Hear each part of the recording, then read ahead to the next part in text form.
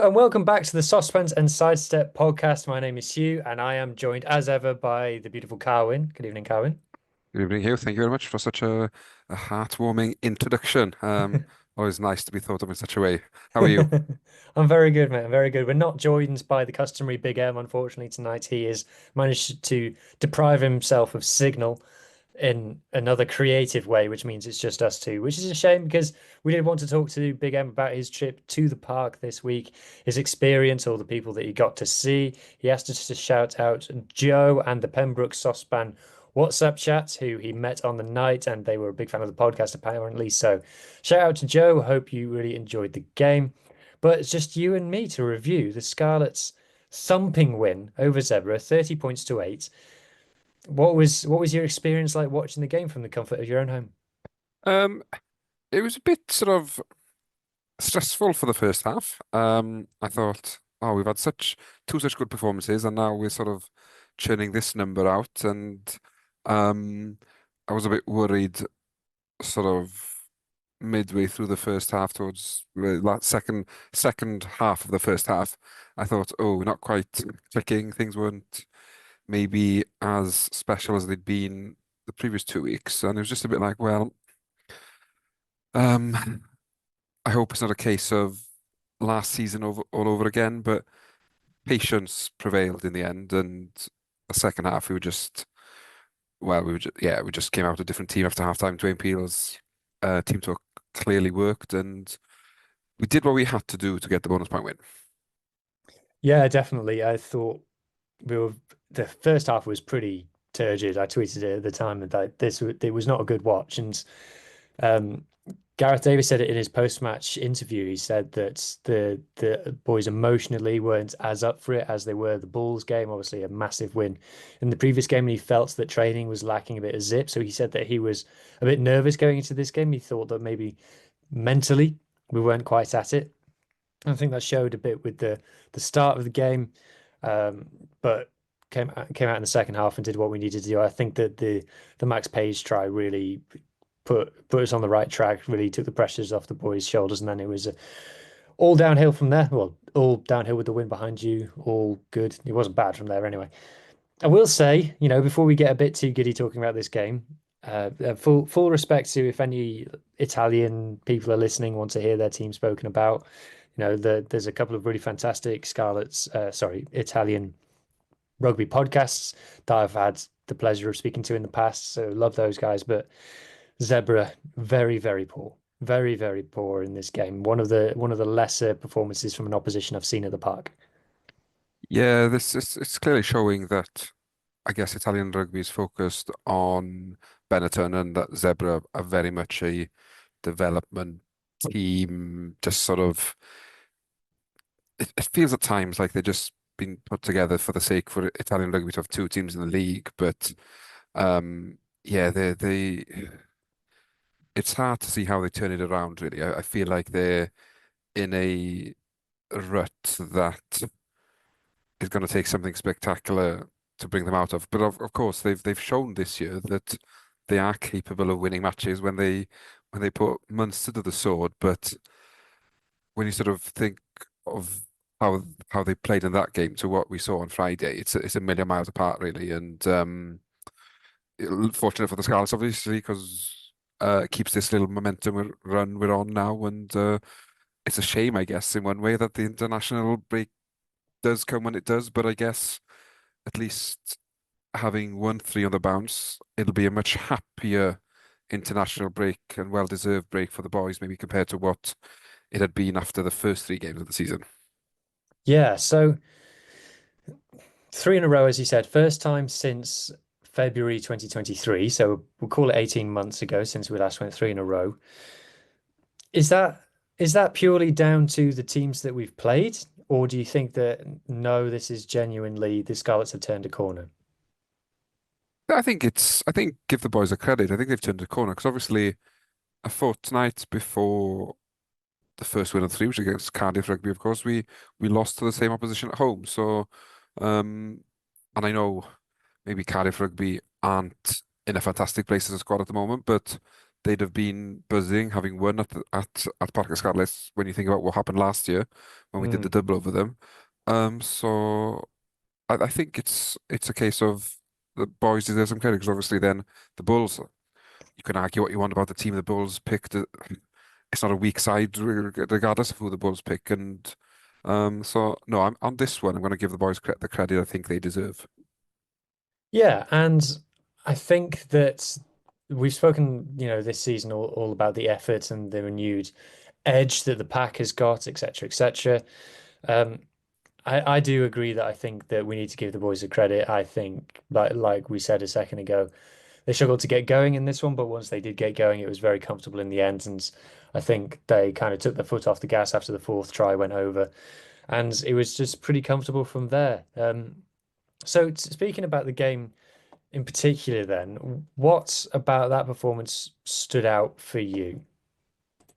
I think it's the way that when the backs get going, it's the familiarity they've got amongst them already. It feels like Eddie James has been around this team for years. Blair Murray slots in like he's been around for years. Max Page, especially in attack, he looks like a formidable beast. As in, I think if I'm right in thinking, Eddie James is the oldest of those three at 22, and Hmm. um, the possibility or the potential that this backline holds going forward is just frightening, really. If we can keep these players fit and if we can keep them playing all together, then we could be seeing something magical over the next 5, 10 years with the backline. And obviously, I think I don't want to deprive the pack because that's been the most impressive thing for me for this year is the pack, and we just seem to be doing things right after a season where we couldn't do anything right. We seem to be getting it right this year. Yeah, I think this was definitely the first game where we've seen the back line really hum. We've seen it in fits and spurts, particularly with the centres, with Eddie and Johnny and Max getting on the score sheet a few times each. Well, maybe Eddie not on the score sheet, but as assisting, as we've learned from Opta today, assisting at least one line break in 4 of his 5 games and has got 6 line break assists so far this season. Only Sione Tuipulotu and one other player whose name escapes me has got more. But focusing on the backs, like you said, the pack is what has kind of been the big difference this season. But our attack. So if I just like take example the Blair Murray try, which I think it was his 22nd try of the season, I think so far. Um, every back in the team touches the ball in this try, and there's only 3 rucks.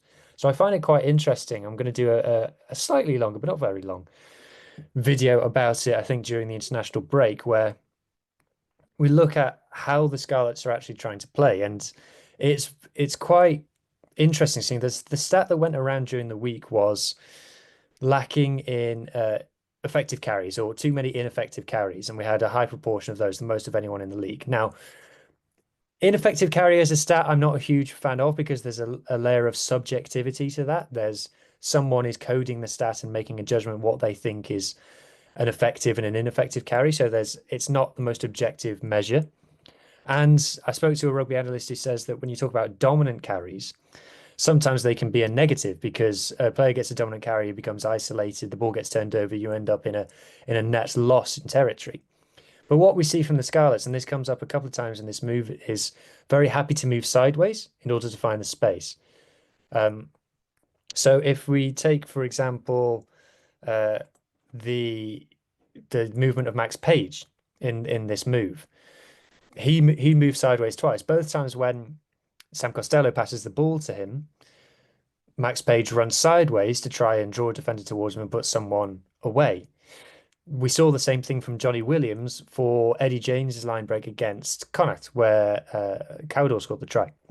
So it's clearly part of the plan. So when we're seeing the Scarlets make carries and perhaps not smash over the gain line, I would say it's not that massive of a panic because that's not necessarily what we're trying to do. We're happy to go sideways a few times before we create the gap, we create a one-on-one, and someone like Max Page, Johnny Williams, Eddie James breaks the line, and then we're through.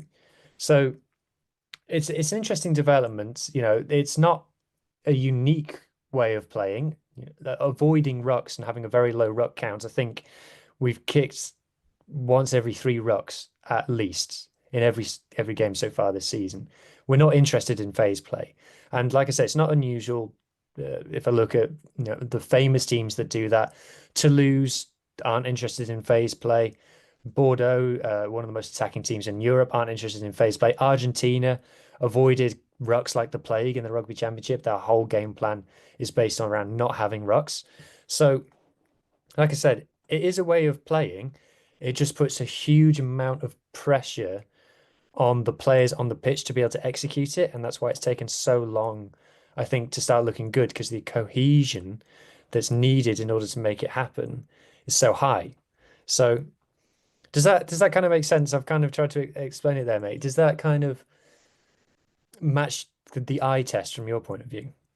Yeah, definitely. And I think as well, though, when you look at it like that, shows the confidence the coaching staff has in the backs that they're willing to sort of play it this way, where everything isn't about charging forward, but it's about making the right run at the right time or making the right pass at the right time. And implementing something like that will take time.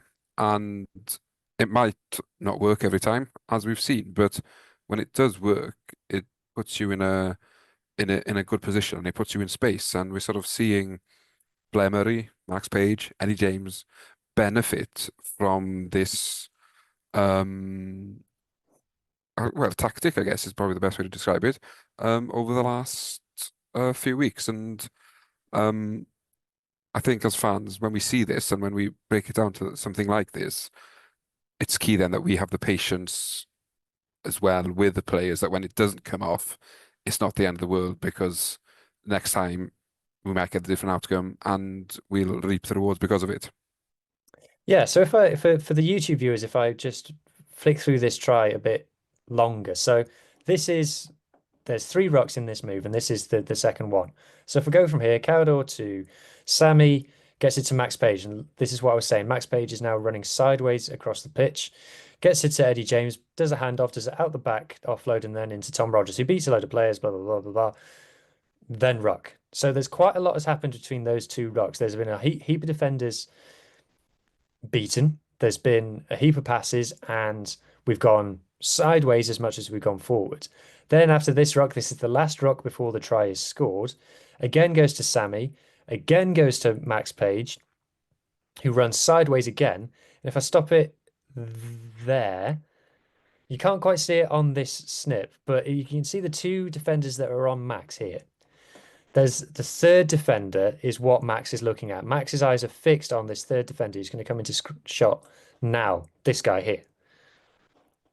And this takes quite a lot. This is very, very similar, like I said, to Johnny Williams assisting Eddie James's line break against Connacht and puts Tame Plumtree through. So this is rather than just being pure vibes, because we're now seeing this in multiple games, it's a repeatable set play process that the Scarlets are using, and we're scoring tries off it. So it works. It just is, like I said last week, maximum effort in order to make it happen. So kind of just generally on the style of play, Carwyn. We've talked about the pack, like I said. Are we for you playing the Scarlets way? To an extent, yes, it feels like a Scarlets 2.0 way.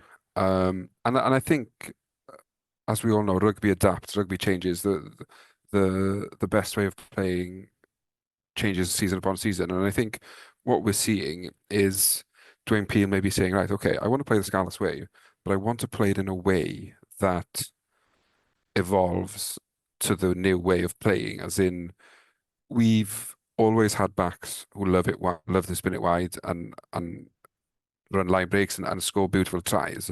What we haven't seen maybe is 1 to 8 in the pack, Mhm. just as happy joining the attacking line and not only just taking it up, but making that break or holding that pass or making the right decision in the way we might be seeing with Tame Plumtree. And that's no sort of disrespect to previous forwards we've had. It's just they've been tasked with getting the ball, hitting the line hard, and then letting the backs do the work. Now we're seeing 1 to 15 across the field, really. We're seeing props, second rows, back rowers popping up in that 15-meter channel, making the crucial break to release Rogers, Murray, Gareth Davies, as in the way we're playing now is we're very hard to defend, I guess I'd imagine, because you don't know who's who's going to be the one making that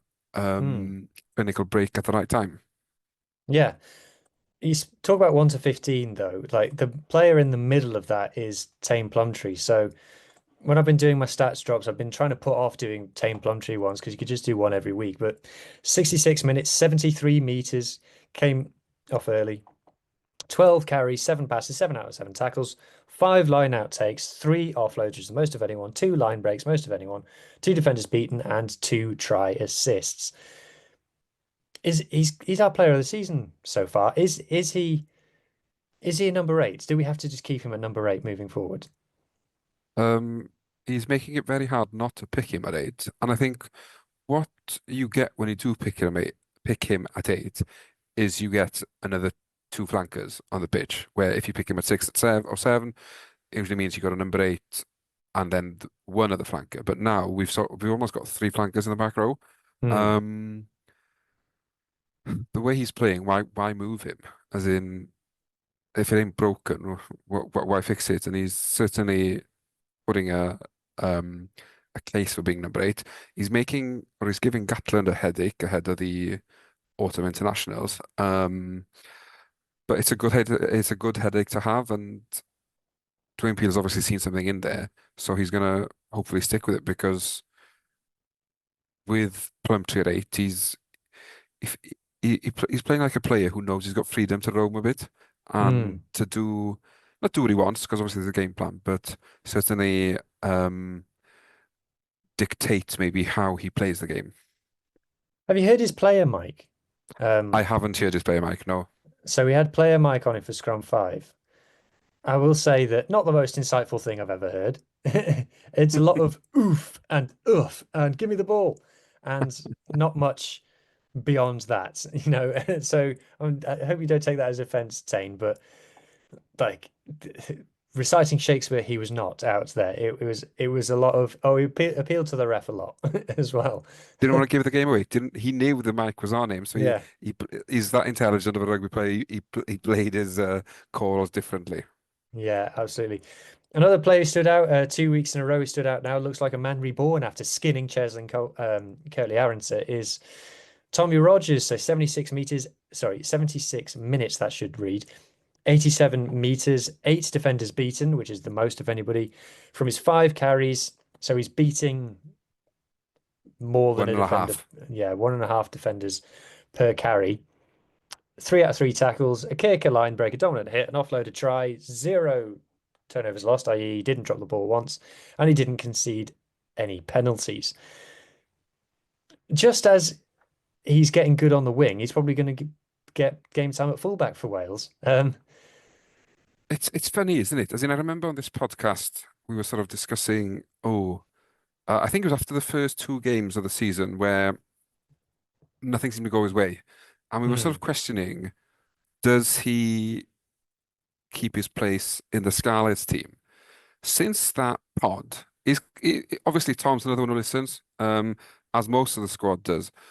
He's a different beast, and he's, well, yeah, he's made a very good case to play on the wing. But yeah, as you say, the likelihood is we'll probably see him at fullback in a Welsh jersey. But um, he's doing everything right, as in he's seen there's a shirt there to be had, as in we've got three or four very good young wingers, and Tom Rogers has gone right.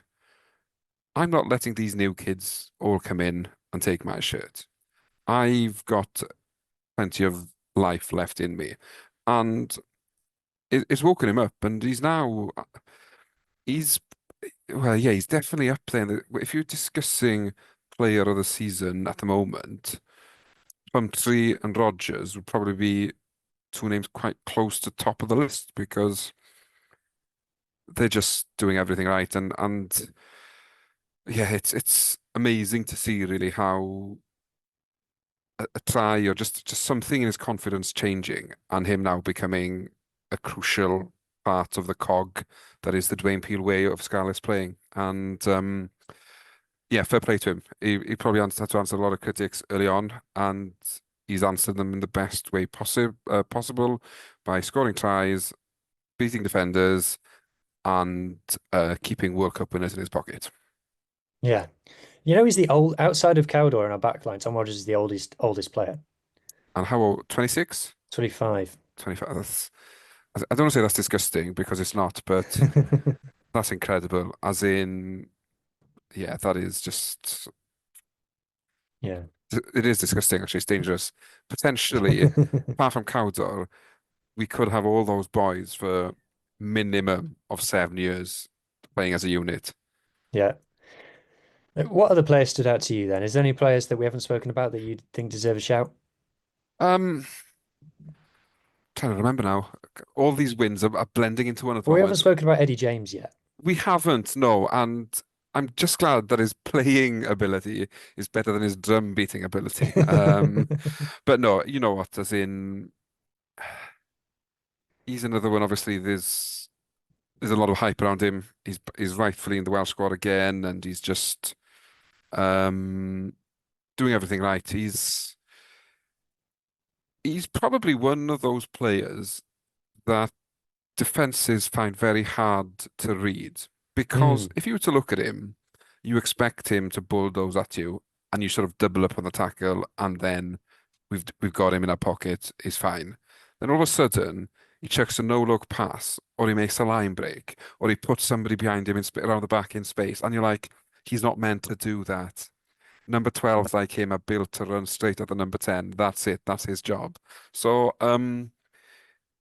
is he sort of the modern 12, the not the footballing 12, not the bulldozing 12, but a combination of both?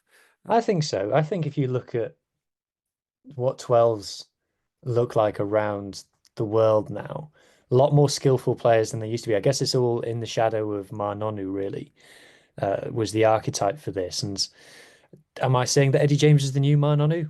Maybe I am saying that. I think it's very valid the way it's playing. Uh, but like exactly as he said, and I think Sean Holly called it out in his analysis, we the way that he shapes his body like he's going to carry, so he kind of lowers himself and braces for the impact, and then the soft hands of death. We saw about three or four soft hands of death in just this one game. The perfect example of in Tom Rogers' try where he straightened up and drew two men. Obviously, for Max Page's try, the fantastic just we almost kind of expected now. That's kind of a signature move because everyone's getting excited and kind of all that's changing is how far from the try line they're running it. So before it was like on the 22, and then it was halfway between the 22 and the halfway. Now it's from halfway. We'll be doing it from our own 22 in a couple of games' time. Just do it from there, boys. And then Yeah, just I'm expecting an NFL style return from the kickoff where Eddie catches it, puts Max in Page, and then the next thing you know, Sammy's lining up the conversion. yeah. But yeah, no, it just shows how what winning and what confidence does to you as a player, doesn't it? Mm. You feel invincible, and to have that invincibility in such a young backline just promises big things. Yeah, for me, the key is just keeping them together as a unit. What did you make of Sam Costello's performance? Because he got his first start in a little while. Watching it live, there wasn't it wasn't a highlights reel game for him. He wasn't doing the kicking. Johan Lloyd took over the kicking. Do, do you feel that he showed much in this game? No, as in, not that he didn't show much, but I think the problem is now with Costello, the bar is set so high. If it's not a 12 out of 10 performance, is that a shocker? Um, I must admit, when I saw the kicking was taken off him, I was a bit like, oh, I hope he's made that call and not from the coaching setup because if he's made the call, fair play to him, it's a big man move to make. He said, I'm not kicking great. Johan, you've slotted a few beauties over the last few weeks. You take the tee, and if the coaches have come out and said, Johan Lloyd, you're kicking, then it's not what you want to Huw as a number 10. Mm. No, I don't know if it's come out where that call has been made, but yeah, it's just I think because for the last 2 years he's basically carried the region and a lot of the Welsh team on his back.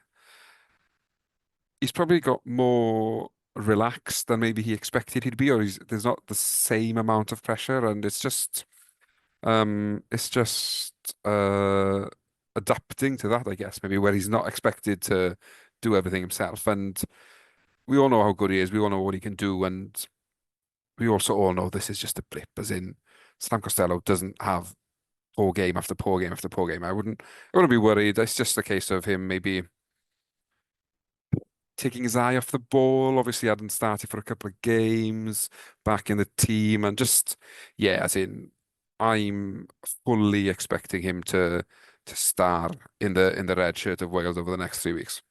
Yeah, I will say that when I watched bits of the game back to get clips and things, you notice like he's in the center of everything a lot more. Now, obviously, he's the fly half, so he's always going to be in the center of things.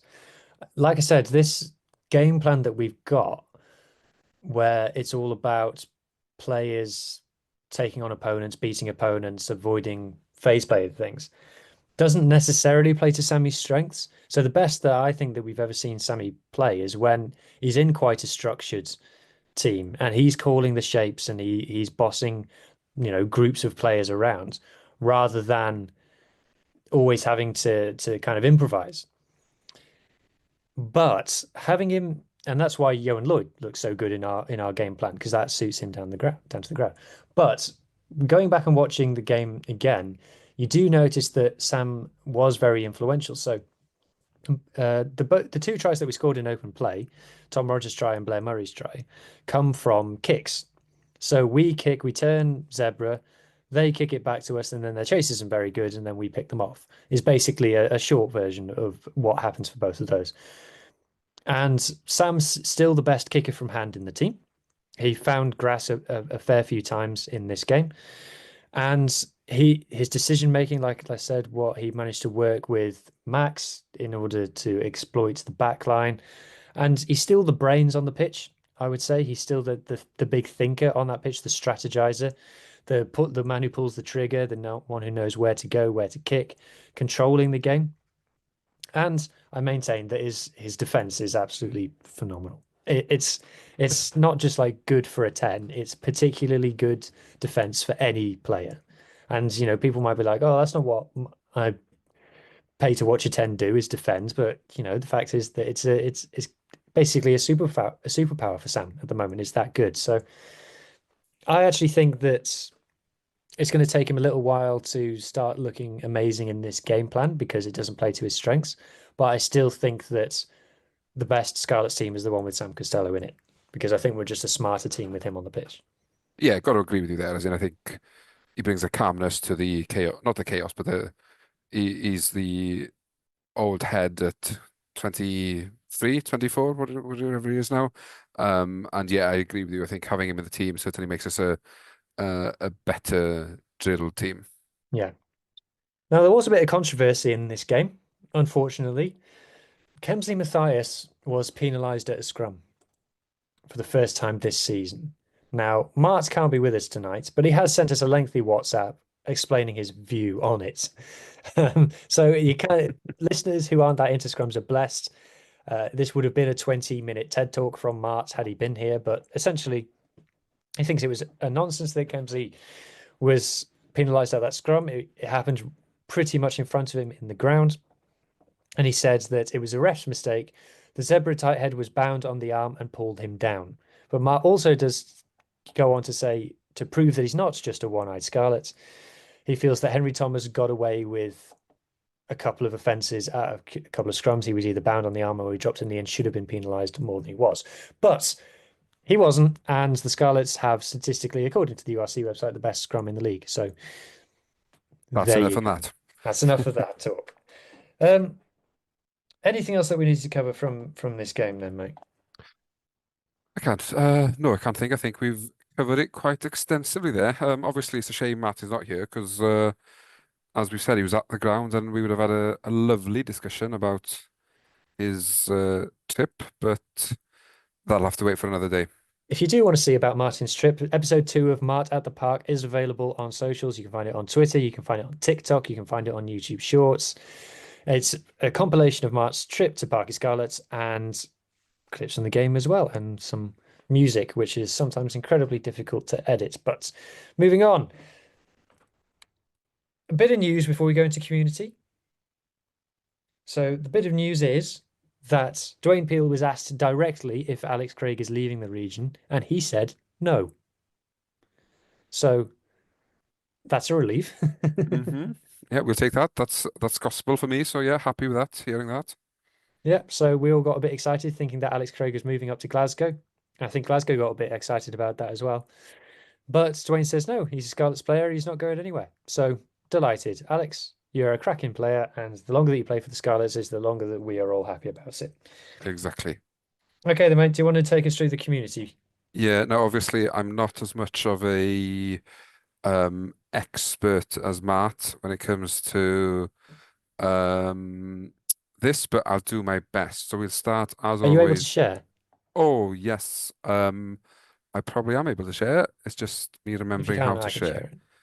Boom, boom, boom. Share. It usually helps if you press that button. Can you see that? No. Ah, okay. Okay, I'll share, Oh, don't worry sorry, because I need to press share. That's what usually about it. helps. Okay, Is good. that the Yeah. right one? Yes. Right, perfect. So as always, we'll start in Super Rugby Cymru. And after a tricky start, Llandovery, they travelled up to Aberavon. I almost had Aberaeron there, Aberavon, and came away with the victory, 33-26. And as you can see, a few of our boys involved in the game, and getting on the try score sheet again, which is always good to see. It's Yes. sort of what. Sorry. Ellis, me, and Jack Davis both scored. Yeah, and obviously that's purpose of Super Rugby Cymru is to give some younger players that higher exposure and paying off. Obviously, Ellis Me played a bit for the Scarlets at the start of the season, now settled into life at Llandovery and seems to be thriving. I think that's his second or third try Yeah. in as many games. So Yeah. And Morgan Jones and Gabe Hawley getting a run out as well. Good to see them. yes, yeah, so good as in if I think that's fantastic to see if you're not involved in the matchday squad that you drop down and get plenty of game time and so the same with the Carwyn Quins. Obviously they went down 39-11. That's home to Ebble Vale. Mm. Yori Badham and Gabe McDonald. Gabe McDonald, obviously, yeah, in the starting lineup and it's part of the um 23, Sean O'Connor, Ellis Price, obviously. If you haven't seen his brother Jack's interview with Matt, that's to find on our socials. And oh, is it no, Keanu Evans, I Keanu think. Evans? That's it. Yeah, my pronunciation isn't great. And And Rodri Lewis, I want to Rodri say. Lewis, the scrum half, of course. Yeah. So yeah, obviously now there's no games for 3 weeks because a small matter of um international rugby. I think Uh, that's nonsense. it I is a bit think silly, really. we As said in, that. I think we said this last week, but breaking Super Rugby Cymru for international rugby is daft. you'd think it'd be the perfect time for players at regional who might be coming back from injury Exactly. or who might have lacked a bit of game time to have some game time. But anyway, next up in Super Rugby Cymru is not until the 22nd of November when Carmarthen Quins travel to Bridgend, and then on the 23rd, Llandovery host Cardiff in what will be a big That's a big game game. in the Mm. oopsie, gone too far now, sorry.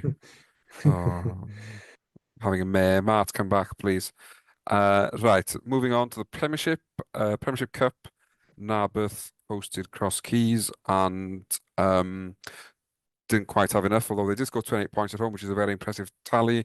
Cross Keys hitting the 50 mark, 52 points to 28 to Cross Keys. Premiership action this weekend. Llangenech host Merthyr, Newbridge host Newcastle Emlyn, and then Narberth host Cardiff Met. Moving on to the Championship Cup, One team in our region still going strong. Connelly Wanderers getting a 29-18 win away at Tata Steel. So the Wanderers, well, you could say they wander into the next round of the hat. Um, I promise I haven't been practicing that. Championship West this weekend, Crymych host Kenfig Hill, Ammerford travel to Glynneath, and Llanelli Wanderers travel to Trebanos. Dropping down Division 1 Cup, Aberavon, oh, GS, I'm trying to think what that is. It Aberavon Green Stars? Um, I I'll pretend it's that and sound like I know what I'm talking about. Hosted Hendy, and Hendy got the win 36-28 in the big battle of Division West in the Division 1 Cup. Leaders Aberystwyth beat St Clair, so I think getting third in the league, so it was a very good battle, 35-23. And in another Division 1 West clash, when Arlwydd lost 25-27 at home to Tenby in the Cup. So obviously Division 1 West returns this weekend. Bury Port hosts St Clair's, Penclough hosts Felinfall, Ponrhyddulais hosts Kidwelly, Hendy Aberystwyth, and in a repeat of the Cup there, just talking about it, when Arlwydd hosts Tenby once again. So I just need to move our faces to the left. Division 2 Cup, not a lot of action in So Division 2 Cup. what's been the controversy in the cup this Um, week with games being called off? teams not being clubs not being able to field teams, or maybe the traveling aspect of it. I don't know, as in it's tricky, isn't it, when you sort of drop down like this Hmm. and clubs don't play their matches. It's you don't want to see it, but at the end of the day, we don't know what these clubs are going through. They've all got to work and they might not be able to get the time off or whatever. But it's sad that cups are decided by walkovers. But yeah, Abercraf got a walkover win against Lan. Brynaman got a walkover against Beto. Lampeter got a walkover against Nangredig, and Carmarthen Athletic got a walkover against Pyle. So yeah, 3 wins for teams in the region without scoring a point. Division 2 West League this weekend, Beto's host Nangredig, Lampeter host Fishguard, Larn host Luffer, Whitland host Milford, and Carmarthen Athletic have a bye. Division 2 West Central, then Brynaman host Aberafan Quins. Now dropping down to Division 3 in the Cup. Cardigan, big win for Cardigan at home to Carmarthen, 35-25. In the Gwendraeth Valley battle, it was Pontyberem who came out on top as they won 25-22 at Cefneithin. Haverfordwest going down 17-19 to Aberaeron. Llangadog winning at home 38-29 against Baglan. And T Cross getting a walkover win against Amman United. And Division 3 West this weekend, we see Aberaeron host Pontyberem, Cefneithin hosting Amman United, Llandeilo hosting Haverfordwest, Llangadog hosting Cardigan, and T Croes hosting Tumble. Division 4 Cup, 2017 win for Narberth Athletic on the road against Furness. Tim Saran with an impressive 49-25 win away at Gleis. Maesteg getting the better of New Dock Stars 34-31. Ah, flipping heck. Neyland getting a win 33-21 against Cwmgors. Pantyffynon going narrowly down 16-19 to Llantybier, and Crymych Teirw getting a win against Binia 24-7, and then the Newcastle Emlyn Dreigiau getting a walkover against Alltwen. In Division 4 West A, the Newcastle Emlyn Dreigiau host St David's, Llangwm host Pembroke Dock, Llanybydder host Pembroke, and Neyland host Narberth Athletic, with Crymych Teirw getting the bye. And then Division 4 West B, New Dock Stars host Fall Bay, Pantyffynon against Binia, Pennebank against Tregaron, and Pontiets host Llandybier, and Furness host Trimsaran. And I believe there's some Youth Cup Hmm. action going on at the moment, or going on this week, I should say. In the Carmarthenshire Cup, Amman United host Newcastle Emlyn, Lampeter v Llandeilo, Llangennych i Carmarthen Quins, and in a bit of a derby, obviously not the biggest because they could have played two Carmarthen teams. St Clair's hosting Carmarthen Athletic. Then if you just quickly move on to the Ceredigion Pembrokeshire Cup, it's Crymych at home to Haverfordwest, Fishguard at home to Aberystwyth, Narberth at home to Tenby, and Pembroke host Llangwm. And that, I believe, is everything in Matt's amazing community game roundup, hosted by Carwyn this week. Well, well done, Carwyn. Thank you. It's not Um, easy. please hold questions till next week when Matt's back and is able to answer them, as I don't have the wealth of knowledge he has on the community game. Indeed not. Well, before we continue any further, I just want to remind listeners that if you are enjoying what you're hearing so far, if you give us a 5-star review on audio platforms, you can leave a comment when you do that as well, and we'll read it out if it's very nice. Or if you're watching on YouTube, if you're still going this far into the show, you clearly like what you're seeing. So give us a subscribe, give us a comment. We'll always reply. And like the video and share a link with a friend. It really, really, really helps us out. But before we talk about what's next, we've been inundated by a letter. And this week, it's not me who's been sent a letter. It's Carwyn has been sent a letter. Yeah, somehow, your mate Jack got my address, and he very generously sent me a long letter that he'd like me to read out to our viewers and listeners. And it goes, "Dear Sosbans and Sidesteps, I was very disappointed to learn that Dion Dublin and the Homes Under the Hammer team were meeting with a Welsh rugby player in the Mumbles last week. It's about time that people realise and accept that homes in this region are purely kept for homegrown talent within the region. We can't be letting any Tom, Dick, or Eddie move in willy-nilly, or we lose the unique local talent we've built here for years. Kind regards, your friend, Jack from Luffer." Well, can consider yourself kindly regarded, Jack. Thank you for writing in as always. And I think it's quite right. I personally don't want to see any more rugby players moving to the Mumbles that aren't already there. No, exactly. There's plenty of opportunities to give these houses to the homegrown local talent available. There's no need to start selling to people from over the Luffer Bridge or to the east of Bridgend either. There's plenty of opportunities within the region for these houses to go to. I couldn't agree more. Anyway, um, so we're kind of no rugby next week, no game to preview. So instead, we should look back. First 6 games, what grade would you give the Scarlets for the first 6 games of the URC season? Um, can we go plus or minus, or are we just going? No, we can go plus or minus. I'm going to give them a B plus. Ooh.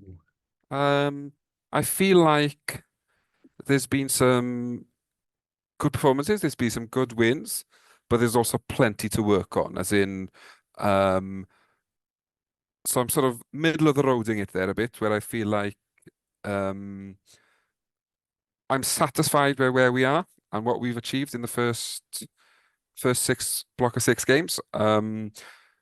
Bearing in mind, after 2 games, I was ready to write us off with a U for the season. After 3 games, sorry, I was ready to write us off with a U for the season, thinking the season was over.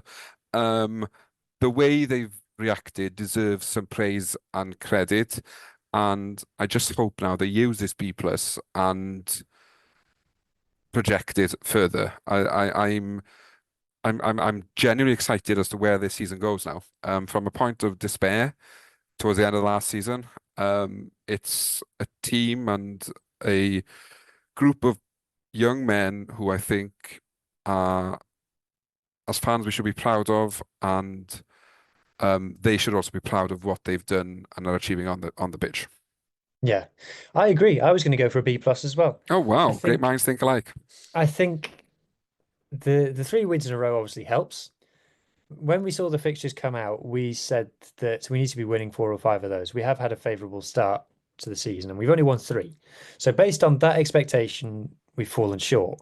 However, when you throw into the context of we've won 3 and we drew 1 and we lost 1 by 1 point, which was a kick in the 11th minute or whatever it was, then you chuck in that context and you go, oh, actually, it is acceptable and the progress has been good and we can see what the team's trying to do on the pitch and there's an identity to the team.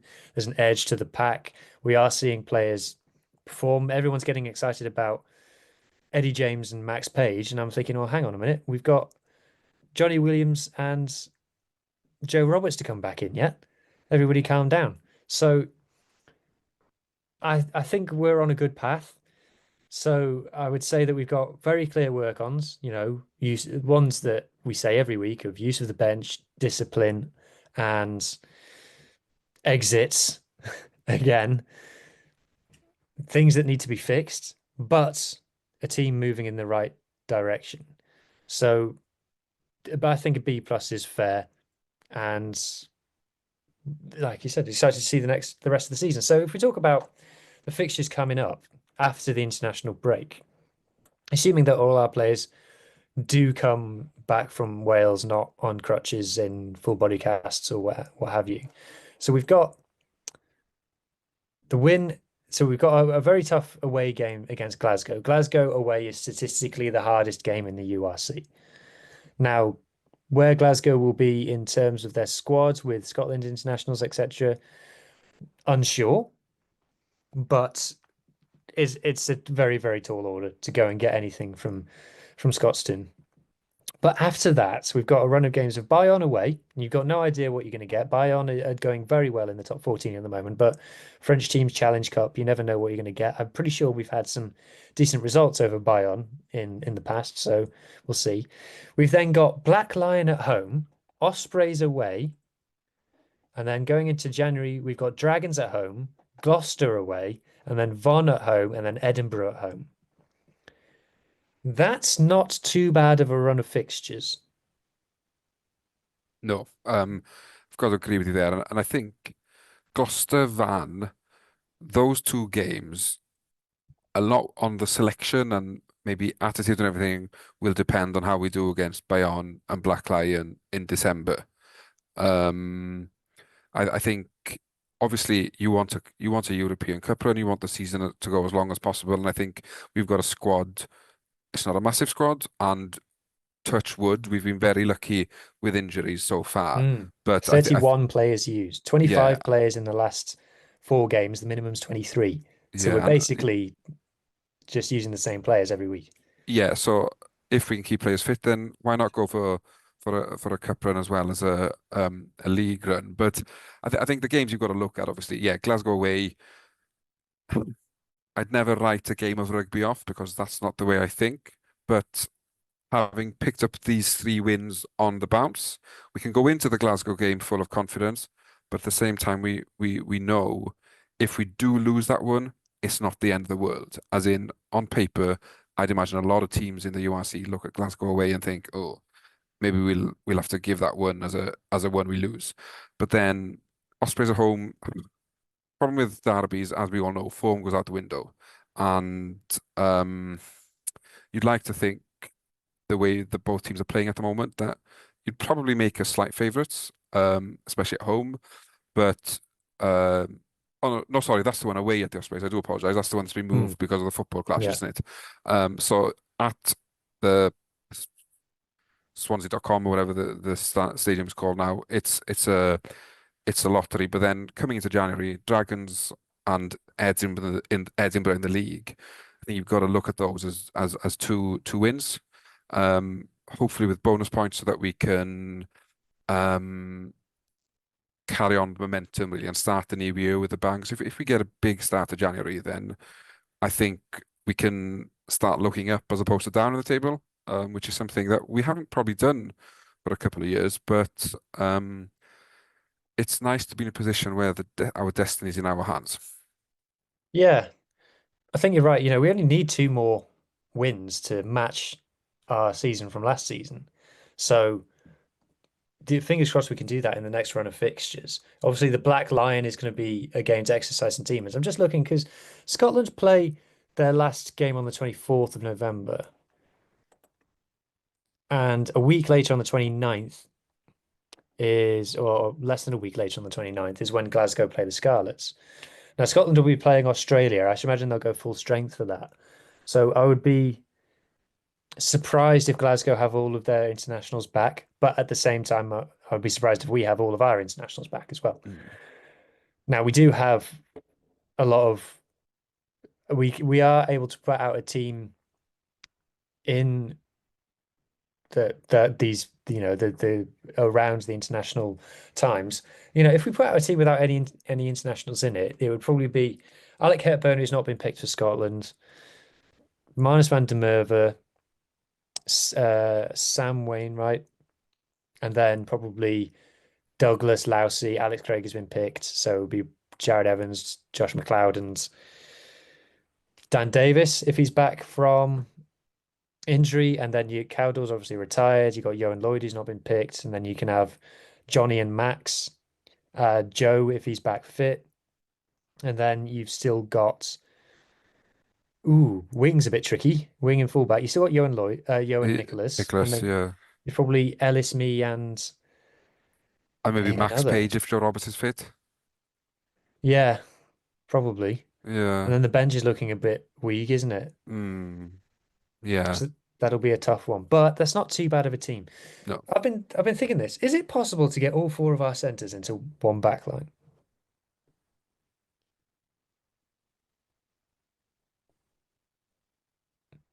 For audio listeners, Carwyn's thinking very hard. Um, I can fit three in. Well, do you put Eddie at 10? I was more thinking, I'm still convinced that at URC level, Johnny Williams could do a job on the left wing. Okay. And have Max on the other wing and then Eddie um and Joe in the middle. yeah, I know that everyone's getting very excited about our centre combinations. It was Johnny Williams and now it's Max Page. Rightly so, getting excited about them. But I do think when Joe comes back, we're all going to go, oh yeah, Joe Roberts. yeah, this guy. Yeah, so I think it could be done. It's very tough on players like Blair Murray and Tom Rogers who would then lose their spots. I would say if you could, it's a headache, Yeah, Carwyn. it's a good one to have though. Yeah. Um, I'm I can see why they didn't bring Johnny on for very long against Zebre. If it was a if Johnny's game time hadn't worked out the way it had so far this season, I would have liked to brought him on a bit earlier. Hmm. But because we were playing, I don't know if you noticed, we played Sam Lousy in the 12 channel quite a lot, which I thought was interesting. But hey ho, so I agree with your prediction for the games coming up. I think there's again 4 or 5 games out of the next 6 or 7 which are winnable, which kind of puts the Definite. pressure on. But the next 4 home games, I think, are Black Lion, Van, Dragons, and Edinburgh. Winnable fixtures based on what we've Definitely. seen so far this season. So Definitely. fingers crossed. And if we do start getting those wins, I hope people flood back to the park. I think we don't. Our next game against Glasgow is a Friday night, but then our game after that against, well, we're out in Bayonne, and then we're back home against Black Lion on, which is a Oh, Sunday game at 1 o'clock. So bring the whole family and then go out for a nice lunch afterwards. exactly. Anyway, I think that brings us to the end of the show, Carwyn. Thank you very much for joining me. Thank you. I've enjoyed it. It's been good. And I'm not sure if we'll do a show next week because there's no Scarlets. So next time we speak to everybody, we'll be hopefully discussing yet another glorious Scarlets victory. And we'll see you then.